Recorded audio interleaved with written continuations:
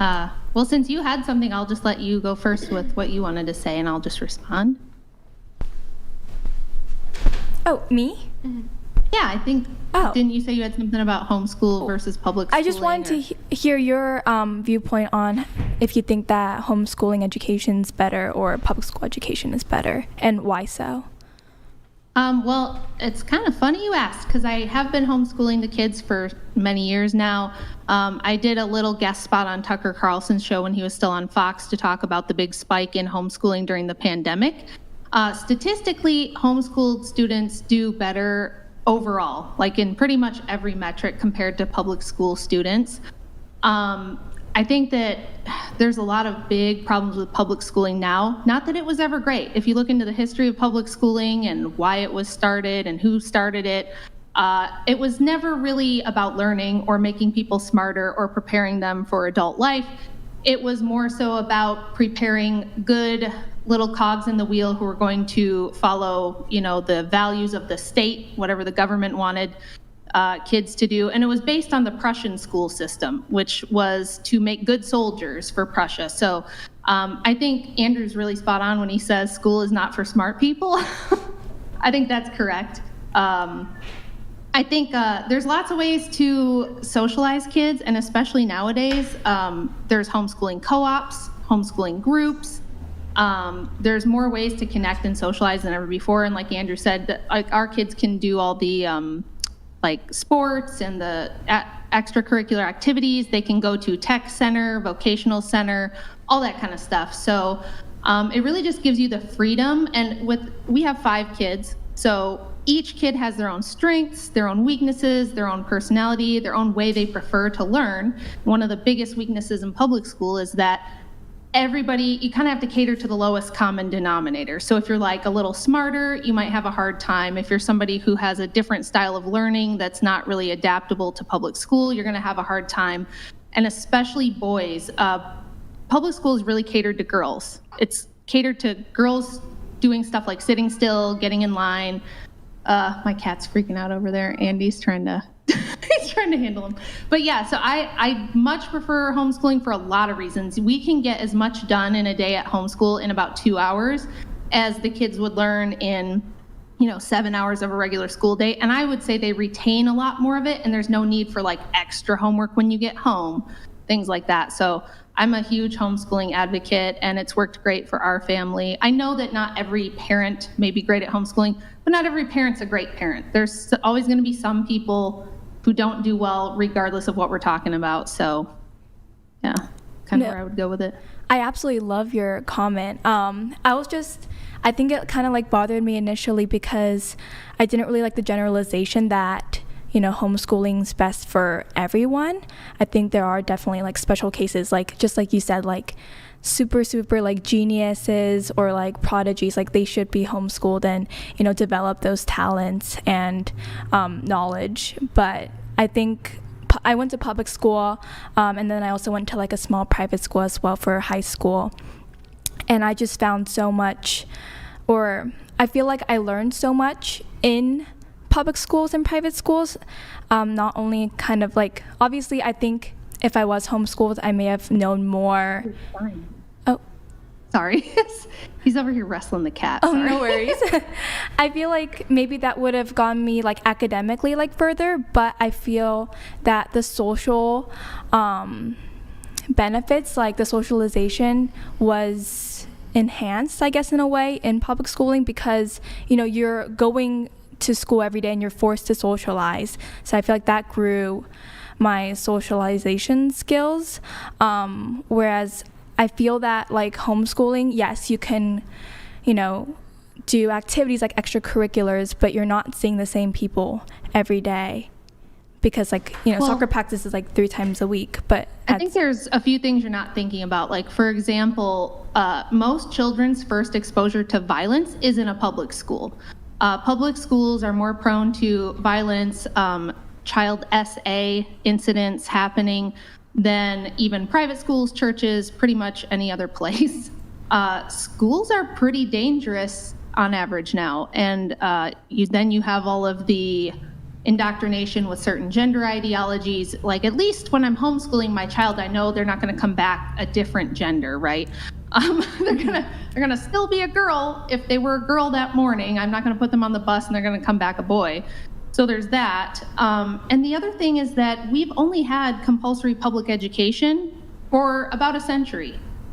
All of human history prior to that, nobody had public school. Do you think that people weren't socialized? Of course they were. And one of the problems when we were talking about women in the workplace and working moms earlier, we used to have community everywhere throughout all of history. Children were raised by their mothers, but not just their mothers. All the women were at home with the kids. So mom had her sisters and her cousins and her neighbors and her friends who were all also raising their children. And so it was kind of done all together. Everybody wasn't isolated. You didn't have little boy number 1 in high school, little daughter number 2 in junior high, and then mommy goes to work in her building and daddy goes to work in his building, and everybody's separated and atomized. And then we have to try to come back together for 2 hours at the end of the day before we all go to bed. The socialization thing was never a problem. It's only a problem now because, the parents aren't home, the family's not around, all the women are in cubicles. So everything has changed so much in a century that it is tough to talk about, because all of you especially grew up in this modern world with the internet and with working parents and strong independent boss moms who told you that the most important thing to do was be ambitious and have a career, right? But I want to ask you guys a question. What do you think about this? So do you guys think that the feminists who came before you, or the strong independent women, your grandmas and your great grandmas, did they fight for the right to be career women and go to college? Like, is that something that you think they had to fight for that was worth fighting for? Maybe we'll just start over here in chair 1 and go around. Do you think that it was a good thing that women, did they fight for their right to work and be educated and be independent, and was that a good thing? Yes, I think they did, and I think it was a good thing. Yes. Okay. What about number 2? I agree. Yes, they did fight for it because they didn't get it in the past, and it is a good thing. Okay. Number 3? I agree. Same. Okay. My family definitely did fight. I'm from Thailand, and a lot of jobs are either you're a farmer or you work for the government. So to them, school is very important, whether it's homeschooling or private school or public school. And I have a different viewpoint from my family completely, because I don't think that people who are can be successful and intelligent should always be in school. I have family members who never finished high school, even college, and they are thriving, making a lot of money because they have learned actual life skills, things that you are not taught when you're in school. That's a good point. Okay, what about number 5? I think my family did. I'd say overall it's a good thing, but I do think that some people didn't necessarily, they may have fought too for it, but maybe they weren't fighting for themselves, because I can recognize that plenty of people don't want to have to go do that, but nowadays you're expected to. So I think it's definitely a mixture. Okay. What about you? I think it's a mixture as well, but I think some women did fight to have, a career. Okay. I would say yes. In India, it's, at least back then or when my mom grew up, it wasn't always a guarantee you get an education. There's arranged marriage. You're expected to have children. She always wanted what's best for me, and she's always been pushing me to get an education, build a life for myself. So I agree that I think the fight was for good, and it is still good now. It's still applicable now. Wait, was the question whether women fought for our education or not, or if it was a good thing? Do you think that women had to fight for the right to be able to have careers, and do you think that was good? I guess historically women did fight. I'm kind of torn on the good or bad part, because I do believe in equal opportunity, but I think it was overall a detriment to society that women were sent to work. Okay, I'm going to follow that up with a second question. So if women fought for the right to work and have careers and be able to be independent, have their own money and have an education, do you think that it's a privilege for a woman to be able to stay home with her children? Like if I said, oh, well, I stay home with my kids and my husband works, would you say, well, not all women have that privilege? So I'm asking, is it a privilege to be a stay-at-home mom, or are you oppressed if you're a stay-at-home mom? I think people would look at it both ways. Personally, I think it is a privilege because, as we were talking about earlier, you know, like she also said just now, most women were forced to go to work, which they didn't want to. They wanted to stay home. So in that case, it would be a privilege. But then for other cases, it would be oppression. But I would think it was a privilege. Okay, number 2, what do you think? I agree. I think it is a privilege for a woman to stay at home, but I also think it depends on the woman, like whether or not you want to, like if the man is able to be the one providing. Okay. What about 3? I think if your husband makes enough to where you guys can do that, I think that's a pretty good thing. I think it's a privilege. Okay. What about number 4? I think if your husband is wealthy enough to support you and your entire family, and you can just stay at home, take care of your kids, like not really have to worry about making money yourself in your career, then that is a privilege. Okay. I think overall, I think it's a privilege. At the same time, I know that if I had a child, while I'd want to be able to stay home with them, and especially their more formative years, I also would need some sort of other work beyond just my kid, because I wouldn't want to just feel like I lost myself. Mm-hmm. Okay, number 6. Yeah, I think. Sorry, guys, I don't have your names here, so I'm just going by your chair number. It always depends on the case, but I think it's a privilege in some cases, as mentioned before. Yes, I think it's a privilege to stay at home. I think it's a wonderful thing to be stay-at-home mom, housewife. If your husband can support it, then yeah. A privilege. Okay, so I want you guys to think about the fact that when we went around with both those questions, everybody said, yes, women had to fight for the right to be able to get an education and have a career. And then everyone also said, but if you can stay home with your children, you are privileged. How could that be the case? How could it be both? How could it be that you had to fight, women had to fight and blaze a trail and a path to be able to work outside the home and have their own money and careers, but also if you can stay home with your children, that you're privileged? Because wouldn't they only have been fighting for the right to have careers and education if they were oppressed before when they were staying at home? By the way, I want to mention something else. In all my research, in every culture around the world, there has never been any law I'm aware of where women were expressly forbidden from working. So if you have this idea that women weren't allowed to work or women weren't allowed to be educated, there may be some countries like India where perhaps girls can't go to school, or parts of Africa, but I'm mainly talking about the Western world in America where we all are. Women have always been allowed to work, but before feminism and before the Industrial Revolution, it didn't make sense. Why? Because if you had the average woman in the year 1800 had 7 children, 7 births, probably a few of them might not make it to adulthood, but if you had 7 births, why on earth would you want a career outside the house? I mean, why would you, what are you going to do, pay daycare for 7 kids? And here's the other thing. You guys are talking about women should have a career if they're going to be moms, and we can just pay daycare or have family come in. And it's like, you realize that that's really stupid. And here's why. Because how does it make sense for me to say, you know what, I'm a mom, but I deserve a career, and I'm ambitious, and I have career goals, and I need to be able to work. So I'm going to hire this other woman to come in and do the mothering for 8 or 9 hours a day while I'm gone. Well, what about that woman? She doesn't deserve a career? All you're doing is shifting the stuff over, right? So earlier somebody said, well, why can't the dad stay home? I want to know what you guys think about that. Do you guys think it's the same if dad stays home? Do you think that it's just as good if dad's staying home if everybody did that, it'd be fine.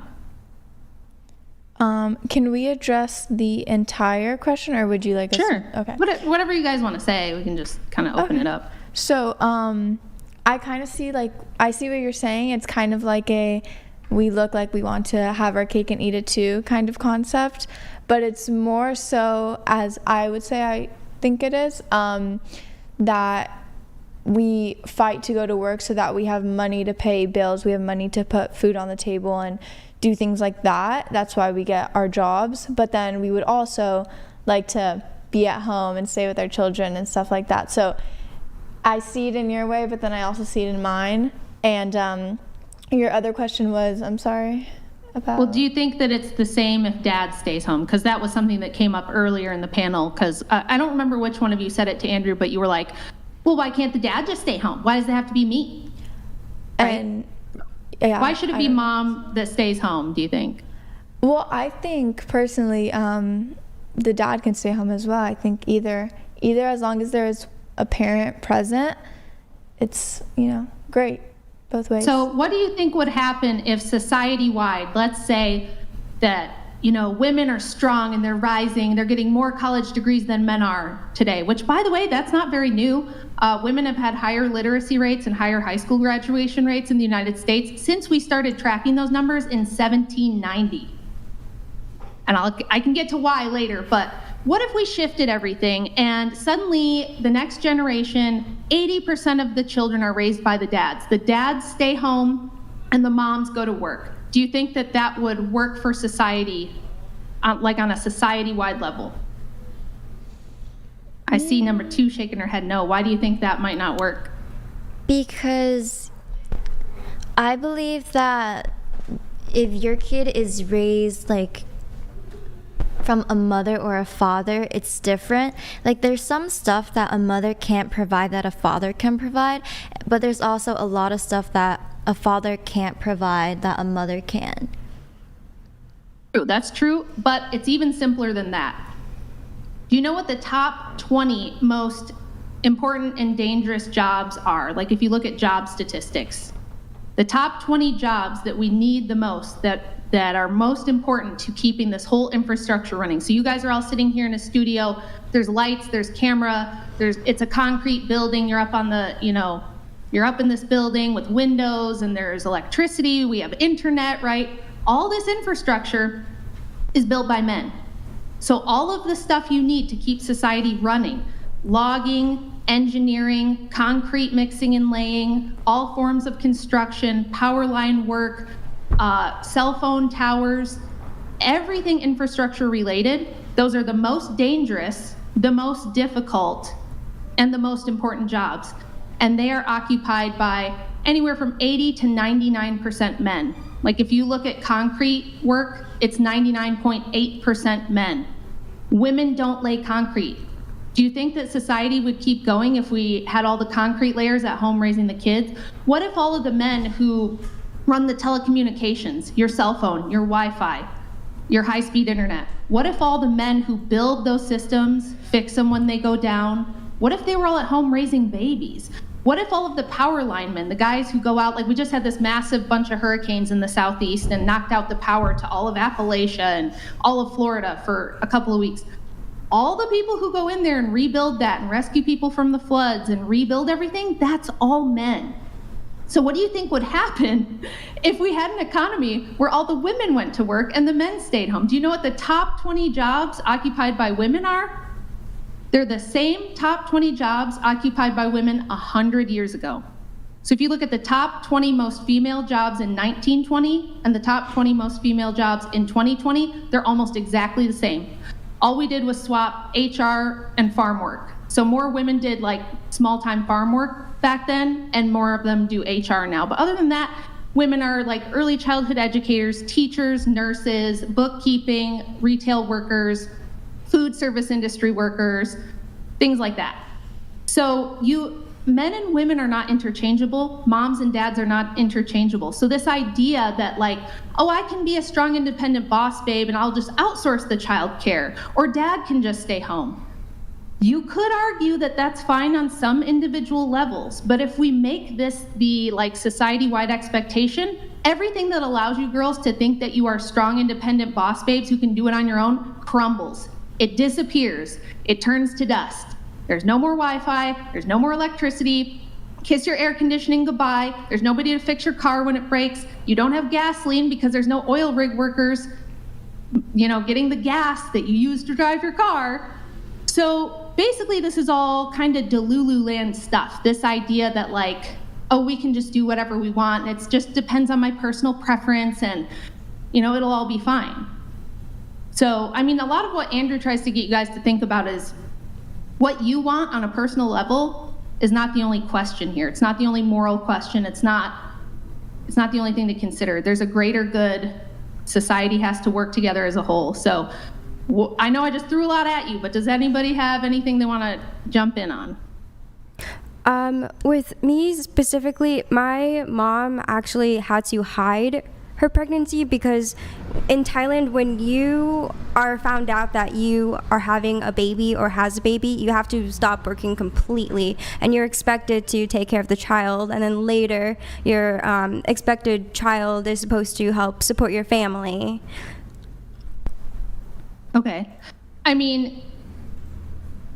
not sure if I would say that's good or bad. There are some ethical issues or concerns I would have when we're discussing kind of Christian societies versus non-Christian societies, and that's a whole other topic. But in general, I would say that pregnant women, nursing mothers, mothers of young children should be at home with those children. If you look at the statistics in 1940, only about 6% of American women who had children under 5 worked outside the home. Mm-hmm. Now that number is 58%. It's super high. Most little babies and little children's moms spend most of their day at the office. And as a mother, 95% of all the time you'll ever spend with your child is gone by the time they turn 18. You don't ever get those years back. You don't ever get to do that over. You don't ever get that time. So to me, you're taking a precious, finite gift that you have. You're taking this limited time of your life, a short time in your life that you get to spend raising your own children, and you're giving it away to somebody else, some $11, $12 an hour daycare worker, because you think being at the office is more important. And I understand completely that we're brainwashed and propagandized to think that. I was told all the time, from the time I was little, you have to go to college, you have to have a career, you have to have your own money, because if you don't, what? What do they say will happen to you? If you don't have your own money, if you don't have your own job, what's going to happen? You'll get trapped. A man could abuse you. What if he leaves you? What if he dies? What if he cheats? But nobody ever asks, wait, what if I spend all of my years going to college to be a surgeon, right? I want to be a neurosurgeon, a really important job. I'm shooting for the stars. Nobody ever says, well, wait a second, what if you get in an accident and your arm gets broken and you can't do surgery? Or what if you get arthritis and you can't use the scalpel anymore? What if your eyesight goes bad and you can no longer perform surgery? Nobody fearmongers women about all the things that can go wrong when you base your whole life around your career. They only fearmonger women about what could go wrong if they base their life around being a wife and mother.